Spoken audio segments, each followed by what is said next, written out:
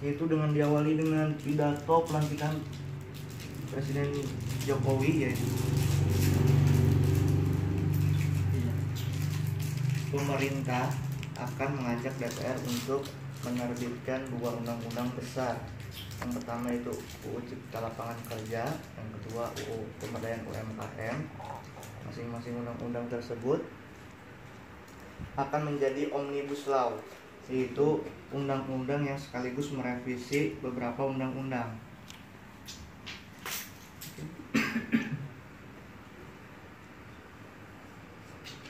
Mungkin itu aja pengantarnya. Terusnya dari ketua. Terima kasih ya moderator dan saudara Bintang. Iya. Atas waktu dan tempatnya. Assalamualaikum warahmatullahi wabarakatuh. Waalaikumsalam. Selamat sore untuk kita semua. Terima kasih kawan-kawan yang sudah hadir, baik kawan-kawan pengurus dan kawan Sahrul selaku Ketua MPM Musera. Suatu kehormatan buat kami bisa berkunjung ke Sekret dan kita diskusi bareng di sini. Saya sedikit mengantar terkait tema yang diangkat kali ini, yaitu berbicara plus minus omnibus law menurut pemerintah Komisaris Musera. Itu sebenarnya saya membaca kondisi psikologis ketua biro yang mengangkat judul itu. Itu semacam suatu satire terhadap pemerintah Indonesia yang menurut kami tidak bisa berdialog dengan masyarakat ataupun stakeholder dalam undang-undang ini. Wabil khusus kita berbicara undang-undang Cipta Lapangan Kerja atau Cipta Kerja, yang dimana menurut kami dari pemerintah tidak melakukan dialog terbuka terhadap seluruh pemangku kepentingan dalam undang-undang ini. Akhirnya kami selaku organisasi yang memang bergerak di bidang hukum coba membuat semacam suatu satire terhadap pemerintah. Kami saja berani berdialog, kami membuka diri terkait apa yang akan kita bahas ke depan, apa yang akan kita sahkan, yang dimana itu menyangkut hajat hidup orang banyak.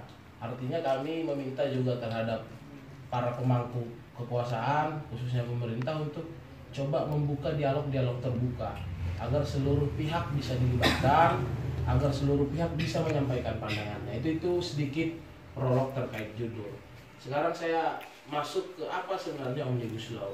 Selama ini diskusi yang berkembang di masyarakat, baik di kawan-kawan buruh ataupun di kalangan aktivis mahasiswa, selalu berbicara tentang penolakan terhadap omnibus law. Sementara kami di Permahi ingin coba mengangkat bagaimana, apa sebenarnya kelebihan dari omnibus law dan apa kekurangannya. Kalaupun nanti kita berkesimpulan harus menolak, itu lain hal. Tapi kita harus objektif dalam mengkaji suatu isu.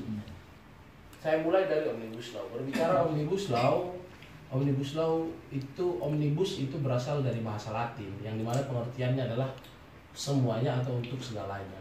Jika berbicara omnibus law artinya adalah hukum untuk segalanya atau hukum yang mengatur semuanya. Dan omnibus law ini biasa dikenal dalam sistem hukum common law atau Anglo-Saxon, yang dimana itu diberlakukan di beberapa negara. Salah satu contohnya Amerika, Inggris, dan Serbia, dan lain-lain, masih banyak negara lain. Sementara negara kita menganut sistem hukum Eropa kontinental ataupun civil law. Pertanyaan selanjutnya adalah, apakah sistem atau tradisi yang biasa diterapkan dalam Anglo-Saxon bisa diterapkan dalam Eropa kontinental? Kira-kira bisa atau tidak menurut kawan-kawan? Gimana? Neng, boleh nggak tradisi Anglo-Saxon diterapkan dalam Eropa kontinental atau civil law? Boleh atau enggak? Boleh-boleh aja, mungkin, maybe. Kayaknya Hasan nggak setuju. kita diskusi santai aja lah, jangan terlalu formal lah. Yang penting substansinya. Gimana, Hasan? Proses boleh aja sesuai kebutuhannya juga. Gitu. Boleh sebagai pembaharuan hukum. Itu poinnya. Jika memang itu memberikan kemaslahatan terhadap masyarakat ataupun rakyat warga negara, maka itu sah-sah saja. Karena dalam hukum kita mengenal ada 3 tujuan dari hukum. 1, kemanfaatan, 2, keadilan, dan 3, kepastian. Saat ini memberikan kemanfaatan terhadap masyarakat, maka sah-sah saja mengadopsi tradisi ataupun yang biasa diterapkan dalam sistem hukum Anglo-Saxon. Itu satu hal.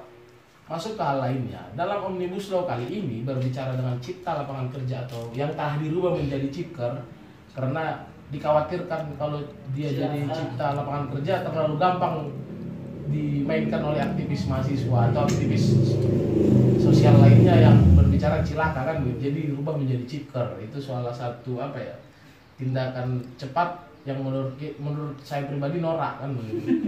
Seharusnya ya saya biarkan saja, kita bertarung gagasan di situ kan, apa yang menjadi pembicaraan saat ini. Nah, pembahasan selanjutnya adalah bagaimana Omnibus Law ini diterapkan di negara kita, wabil khusus cipta kerja. Menurut Undang-Undang Nomor 15 Tahun 2019 tentang perubahan atas Undang-Undang Nomor 11 Tahun 2012, Nomor 12 Tahun 2011 tentang pembentukan peraturan perundang-undangan. Omnibus Law ini tidak diketahui urutannya atau hierarkinya. Kita biasa mengenal hierarkinya itu atau urutannya ada Undang-Undang Dasar, TAP MPR, Undang-Undang atau Perpu, dan di bawahnya Perpres atau peraturan pemerintah dan peraturan seterusnya. Pertanyaan selanjutnya adalah, saat Omnibus Law disahkan, di mana kedudukannya? Apakah dia setara dengan undang-undang? Apakah dia ada di atas undang-undang? Kalau dia setara dengan undang-undang, maka jenjang normanya tidak berlaku. Yang dimana, bagaimana mungkin suatu undang-undang bisa mengatur seluruhnya? Maka di mana kedudukan Omnibus Law ini saat disahkan nanti? Kalau dia ada di atas undang-undang, di mana posisinya? Apakah dia menjadi TAP MPR? Tentu saja tidak. Apakah dia menjadi undang-undang dasar? Tentu saja tidak. Maka menurut kami, menurut saya pribadi, apa yang dilakukan pemerintah saat ini dengan penuh nafsu, dibarengi dengan DPR yang menerima nafsu itu dengan baik, melayani nafsu itu dengan baik, sangat mengecewakan karena mereka sendiri yang buat. Undang-undang tentang pembentukan peraturan perundang-undangan ini adalah hasil kesepakatan antara pemerintah dan DPR. Namun saat ini mereka yang berupaya bersekongkol untuk coba melanggar ini. Di mana rasionalitasnya? Mereka menganggap rakyat tidak mengetahui ini. Sehingga kita perlu mendorong bagaimana kalau memang ingin disahkan Omnibus Law ini, rubah dulu dong peraturan undang-undang tentang pembentukan peraturan perundang-undangnya. Agar tahu posisi Omnibus Law ini ada di mana. Itu satu hal yang perlu kita diskusikan. Dan selanjutnya adalah Omnibus Law ini mengadopsi dari beberapa undang-undang. Awalnya 80, sekarang menjadi 79, dikurangi 1. Namun yang anehnya adalah ini diadopsi tapi tidak secara seluruh undang-undangnya, tapi hanya beberapa pasal saja yang dicomot. Misal dari Undang-Undang Perpajakan diambil 5 pasal, Undang-Undang Lingkungan Hidup atau Kehutanan diambil 5 pasal. Pertanyaannya, apakah itu membatalkan undang-undang itu? Apakah pasal yang diambil membatalkan undang-undang yang lama? Tentu saja tidak. Terus, apakah benar tujuan Omnibus Law ini adalah reformasi hukum, untuk menyimpelkan sistem hukum, untuk mempercepat sistem perizinan? Saat dia mengambil beberapa pasal dari satu undang-undang tapi undang-undang yang lama tidak dibatalkan, maka di mana dia merampingkan sistem hukumnya? Yang ada makin banyak undang-undang baru terbit, undang-undang lama masih berlaku. Kita berbicara percepatan perizinan, percepatan investasi, kita berbicara di situ dalam undang-undang Omnibus Law ini atau Cipta Kerja ini. Namun faktanya saat ini draft undang-undang Omnibus Law ini atau Cipta Lapangan Kerja ini ada sekitar 1028 halaman. Siapa pengusaha yang mau baca itu? Dia baca di sini, penjelasannya ada di undang-undang lama, dia balik lagi nanti. Terus pertanyaannya, benar atau tidak ini percepatan investasi? Benar atau tidak ini percepatan perizinan? Jika berbicara perizinan, itu tidak melulu berbicara undang-undang, tapi bagaimana berbicara sistem birokrasi. Itu juga jadi PR besar bagi kita dan pemerintah khususnya. Bagaimana sistem birokrasi kita sebenarnya yang lambat, bukan regulasinya. Karena hukum juga untuk menciptakan keteraturan hukum ada 3 aspek yang harus kita perhatikan. Yang pertama substansinya, bicara undang-undangnya. Yang kedua lembaganya. Dan yang ketiga masyarakatnya. Bagaimana mungkin undang-undang ini dirubah tapi saat sistem birokrasi kita masih buruk? Maka menurut saya, di samping memang memperbaiki undang-undang, tapi juga harus diperbaiki sistem birokrasinya. Karena menurut saya memang sistem birokrasi kita yang terlalu berbelit-belit. Itu satu hal. Dan banyak sekali yang memang perlu kita perdebatkan dalam Undang-Undang Cipta Lapangan Kerja ini atau Cipker, yang dimana kawan-kawan dari buruh merasa sangat tidak dilibatkan dalam penyusunan ini. Namun para pejabat negara berargumen bahwasanya nanti akan dilibatkan dalam proses pembahasan. Enggak begitu, undang-undang telah mengatur. Saat ini sudah masuk prolegnas, maka draft dibuka untuk publik. Namun faktanya apa? Dia dimasukkan di prolegnas, draftnya baru dibuka kapan? Saat diserahkan ke DPR. Di situ secara formal, secara formil, secara hukum acaranya itu telah melanggar. Itu cacat secara formil. Kenapa kami Permai tidak menyoroti Undang-Undang Cipta Kerja ini secara substansi?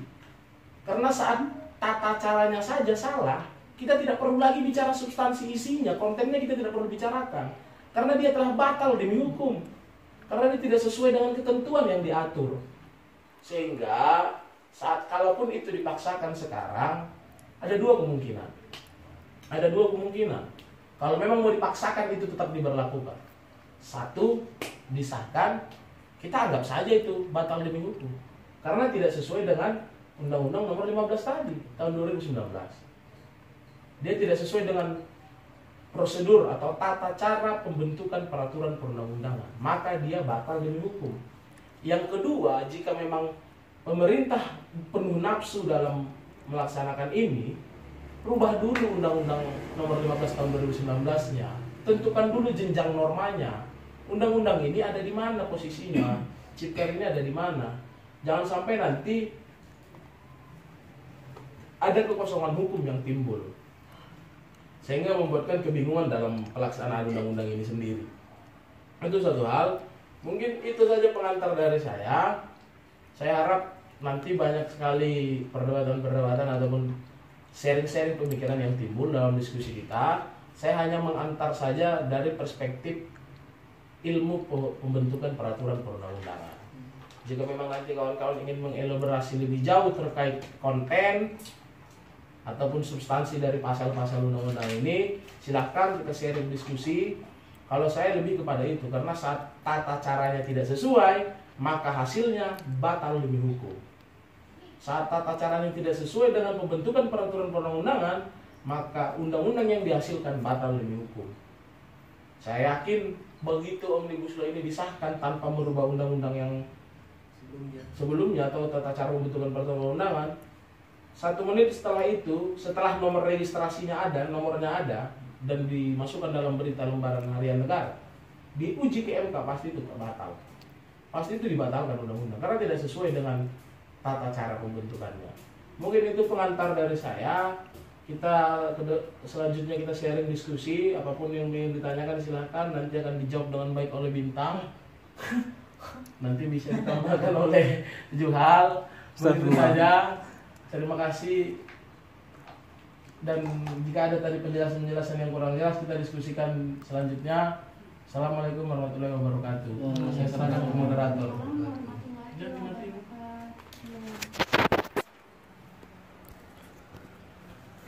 Ini kurang.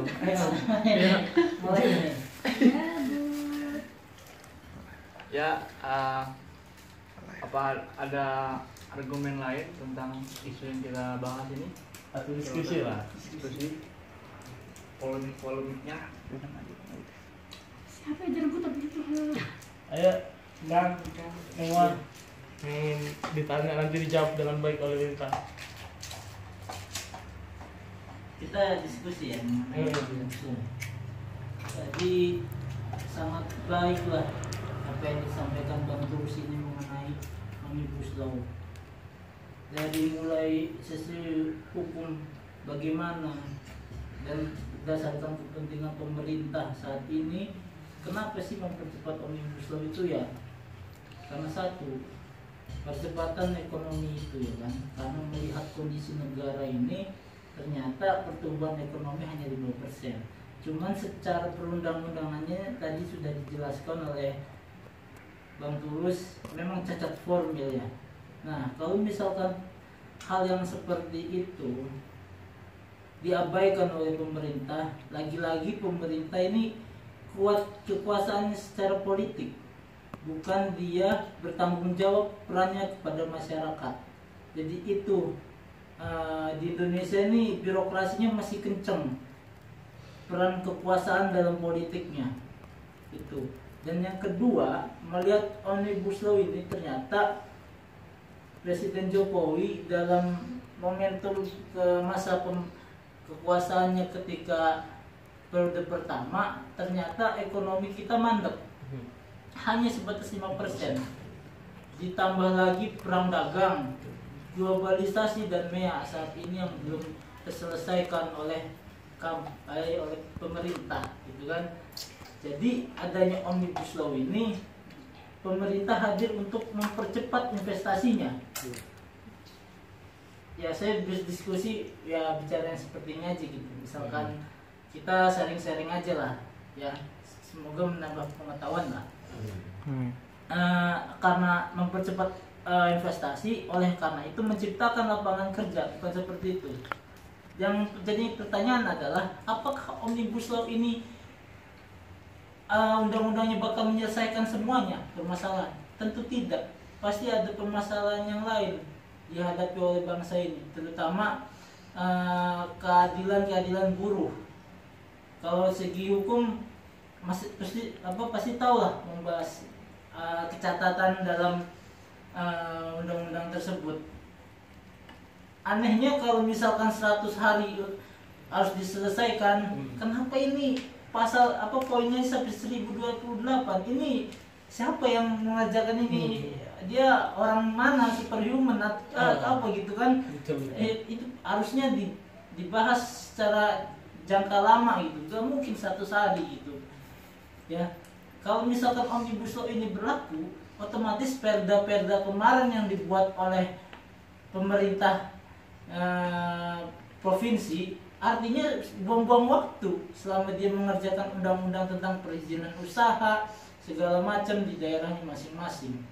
Ini kan saling membenturkan. Kalau segi hukumnya ya saya kurang tahu ya, kalau misalkan undang-undang ada yang membenturkan undang-undangnya itu disebut apa ya? Saya kurang tahu. Mungkin teman-teman pemain lebih mengetahui lah secara hukum. Nah inilah yang menjadi permasalahan bangsa ini, kenapa Omnibus Law dipercepat.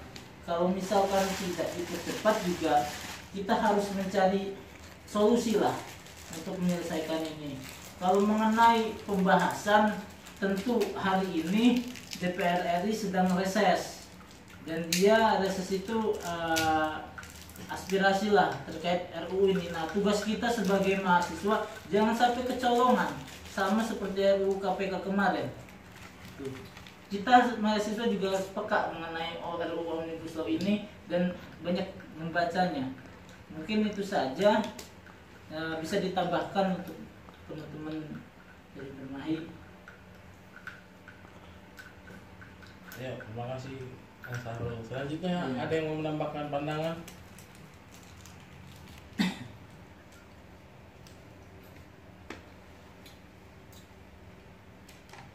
Ya, kita jangan sampai kayak di perkuliahan lah. Iya, santai aja kita.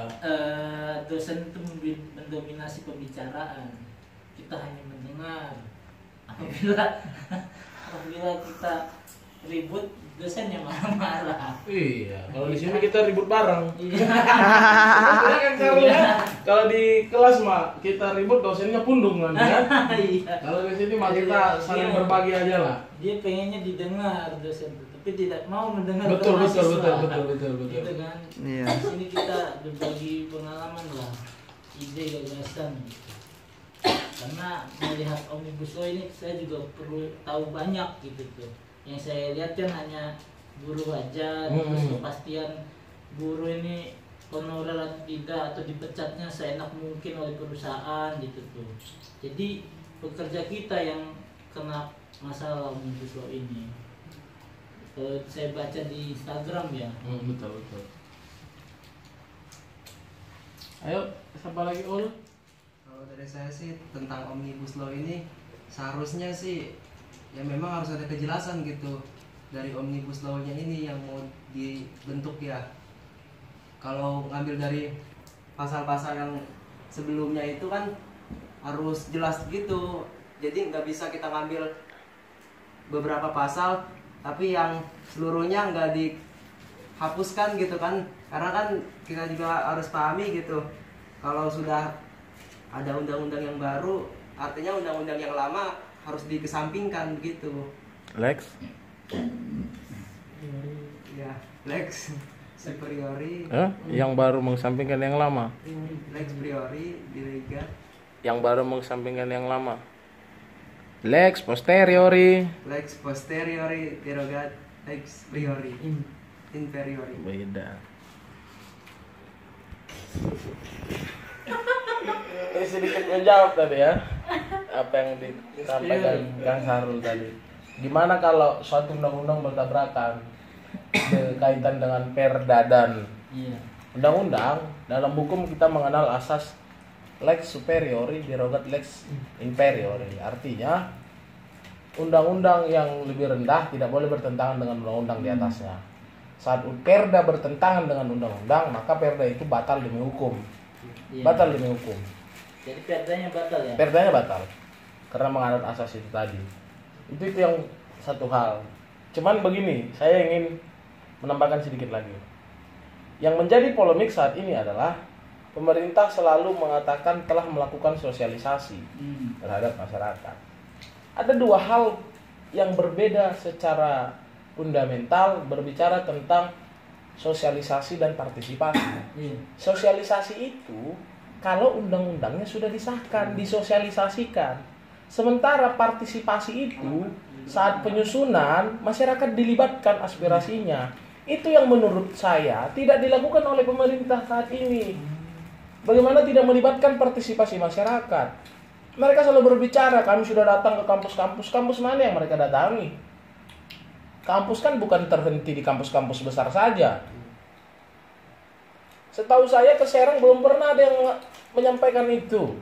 Belum pernah ada yang mendengarkan aspirasi kawan-kawan buruh yang ada di Serang. Padahal di Serang banyak sekali kawasan-kawasan industri. Seharusnya mereka dilibatkan. Seharusnya pemerintah turun. Itu satu hal. Dan selanjutnya adalah yang ingin saya sampaikan, Omnibus Law bagus kalau cara pembentukannya sesuai. Yang jadi masalah, cara pembentukannya tidak sesuai. Benar apa kata Kang Sarul tadi. Bagaimana mungkin 1028 halaman bisa dibahas dalam 100 hari kerja? Dia komputer yang bisa scanner. Yang bahas kan manusia, DPR semua. Itu yang perlu kita soroti bersama. Saat Presiden meminta Omnibus Law Cipta Kerja harus selesai dalam 100 hari kerja, apakah itu rasional dengan jumlah halaman yang 1028? Yang ada apa? Akhirnya mereka tidak dibahas secara komprehensif. Akhirnya ya betul kata Kang Sarul, hanya berbicara kekuatan politik, bagaimana keinginan partai politik penguasa, bagaimana kekuasaan politik yang ada di parlemen, tidak bicara substansi kepentingan rakyat dalam undang-undang tersebut. Itu yang perlu kita kawal bersama. Dan yang sangat disayangkan, benar belakangan ini kita sudah sempat kecolongan. Bagaimana banyak sekali RUU yang dulu ditolak oleh aliansi mahasiswa dan kawan-kawan buruh dan kawan-kawan petani dulu waktu kita bicara RUU pertanahan, RUU KPK, RUU KUHP, namun kan kita kecolongan di situ. RUU KUHP-nya disahkan. Oke, memang yang lain ditunda pengesahannya atau ditunda pembahasannya. Makanya kita memang harus mengkonsolidasi dengan baik kekuatan buruh tani dan mahasiswa untuk bisa benar-benar mengkawal proses legislasi yang ada di parlemen. Jangan sampai undang-undang yang berkaitan dengan hajat hidup orang banyak dan malah tidak memberi kemanfaatan dan keadilan. Itu harus kita kawal bersama. Apalagi kita mahasiswa sebagai kaum terdidik, kaum yang memang memiliki pengetahuan di dunia akademis, harus tidak bisa apatis terhadap isu ini. Memang bicara upah kerja, mungkin kita tidak merasakan itu saat ini. Tapi kita tidak bisa apatis terhadap itu. Bagaimanapun kawan-kawan buruh merupakan bagian dari kita. Bagaimanapun kepentingan kawan-kawan lingkungan hidup yang memperjuangkan izin AMDAL itu bagian dari kita. Sehingga kita harus mengkonsolidasi kekuatan dengan baik. Artinya mengkonsolidasi kekuatan dengan baik. Bagaimana kita mensatukan pandangan untuk Omnibus Law yang tidak sesuai dengan cara pembentukan, maka harus dibatalkan. Jika itu sesuai, mudah-mudahan konteksnya juga baik terhadap stakeholdernya, kita juga dukung. Cuman kan pertanyaan sekarang, udah caranya nggak sesuai, isinya ngawur. Akhirnya apa yang ada? Gejolak di mana-mana. Kawan-kawan buruh di setiap daerah hampir tiap hari turun ke jalan. Namun saya juga sangat senang melihat kawan-kawan buruh yang terus berupaya bagaimana diskusi-diskusi itu dibuka. Cuman saya juga mendorong kita mahasiswa untuk lebih objektif menilai. Kalau memang benar kita katakan benar, kalau memang salah kita katakan salah. Artinya Omnibus Law ini juga ada bagusnya. Bagusnya untuk reformasi hukum, untuk menyimpelkan peraturan yang ada. Karena memang banyak sekali perda-perda itu mempersulit perizinan. Iya betul. Kalau memang mempersulit, dibatalkan kita juga setuju. Cuman kan pertanyaan selanjutnya adalah banyak sekali ini yang merugikan kawan-kawan buruh dalam hal ini, baik upahnya, merugikan kawan-kawan perempuan juga di sini. Bagaimana saat dia tidak ada izin melahirkan dan lain-lain. Itu yang perlu kita soroti bersama. Nanti bicara konteks atau isi dari Undang-Undang Cipta Kerja ini kita diskusikan lebih lanjut. Saya pengen mendengar pandangan dari kawan-kawan yang lain.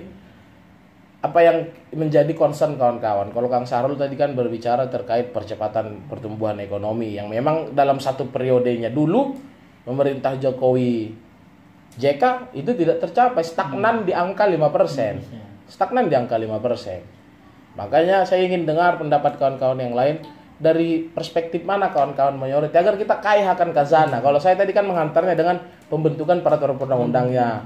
Kalau Kang Sahrul berbicara percepatan investasi dan pertumbuhan ekonomi. Makanya kawan-kawan yang lain silahkan menyampaikan pandangannya agar diskusi kita kali ini kaya akan khazanah pemikiran, kan begitu. Kalau dari saya sih kan ini kan mengadopsi dari common law ya. Sedangkan kita pakainya civil law gitu. Apakah nanti Omnibus Law bisa dijadikan kodifikasi gitu atau dibukukan nanti? Nah, itu seharusnya Seharusnya Omnibus Law itu semacam kodifikasi kalau kita dalam Eropa kontinental. Misalnya, kenapa pemerintah tidak bicara urgensi bagaimana pemilihan kepala daerah disatukan, dibukukan menjadi kitab undang-undang pemilihan umum misalnya. Daripada seperti saat ini kan yang disatukan hanya pemilihan presiden, DPR, dan lain-lain. Tapi kepala daerah kan masih terpisah undang-undangnya. Kenapa tidak disatukan? Kenapa kita berbicara? Artinya begini, fokus terhadap ekonomi itu suatu hal yang baik. Cuman berbicara bernegara tidak hanya bicara ekonomi. Banyak sekali aspek-aspek yang harus diperhatikan.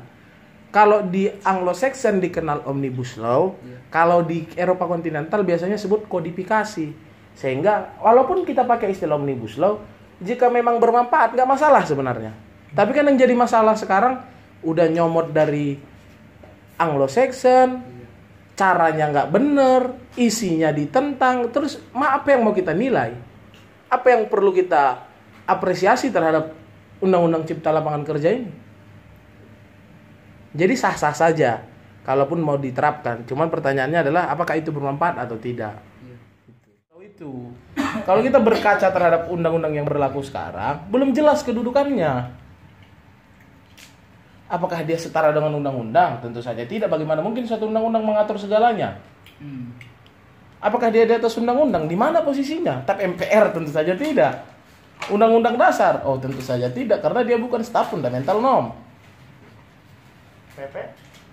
Kok malah di bawah undang-undang dong? Perpres? Atau di bawah undang-undang dong? Di undang-undang aja dia nggak bisa, apalagi di bawah. Di mana lah posisinya? Iya bang. Gimana di mana? Kasih jadi dengan paten Ada tempat buat Nah, jadi dirubah dulu. Kalau memang mau disahkan. Dirubah bukan berarti dihapuskan ya? Apanya dihapuskan? Undang-undang sebelumnya. Ya enggak, kalau undang-undang tahun 2019 itu direvisi, dibuatkan slot untuk hierarki Omnibus Law ini, maka bisa disahkan nanti. Tinggal kita masuk ke substansi dari isinya. Begitu aja ya. Mungkin karena memang sudah Iya. kayak akan azanah tadi dari Bintang, Astaga. saya sedikit mengasih closing statement aja begini. Pemerintah harus melibatkan partisipasi publik seluruh stakeholder yang berkaitan dengan Undang-Undang Cipta Kerja. Itu dari teknik pembentukannya. Kalau memang mau dipaksakan, rubah dulu Undang-Undang Nomor 15 tahun 2019 tentang perubahan Undang-Undang Nomor 12 tahun 2011 tentang pembentukan peraturan perundang-undangan, agar jelas hierarki dari Omnibus Law ini. Itu solusi konkretnya. Dan saya juga mengajak kawan-kawan buruh, petani dan mahasiswa untuk lebih mengkaji ini ke depan secara objektif, tidak bicara subjektivitas semata. Agar gerakan ini, agar isu ini menjadi isu yang memang dibahas secara akademis dan secara pandangan yang lebih luas. Konkret adalah Omnibus Law harus ditunda pembahasannya. Diperbaiki dulu tata cara pembentukannya. Karena tiada guna suatu undang-undang dipaksakan jika tidak memberikan 3 hal dari tujuan hukum itu. Kemanfaatan hukum, kepastian hukum, dan keadilan. Mungkin itu statement dari saya. Saya kembalikan kepada moderator. Ya, mungkin kesimpulannya Omnibus Law karena memang mengambil dari sistem hukum common law atau Anglo-Saxon, tidak sesuai ya dengan sistem hukum yang kita pakai, dan juga bertentangan juga tadi dengan peraturan pembentukan perundang-undangan Undang-Undang Nomor 12 tahun 2011, karena tidak jelas hierarkinya dan penempatannya akan disahkan itu tidak jelas di mana. Dan marilah mahasiswa, buruh tani menyikapinya dengan secara objektif, karena biar isu ini itu terbahas dengan jelas dan secara konkret gitu. Mungkin itu saja yang bisa saya sampaikan. Kurang lebihnya mohon maaf. Assalamualaikum warahmatullahi wabarakatuh. Waalaikumsalam warahmatullahi wabarakatuh. Salam Permahi. Salam Permahi. Salam Permahi. Salam Permahi. Jaya. Siapa kita? Indonesia. Hidup mahasiswa. Hidup. Hidup rakyat Indonesia. Hidup rakyat.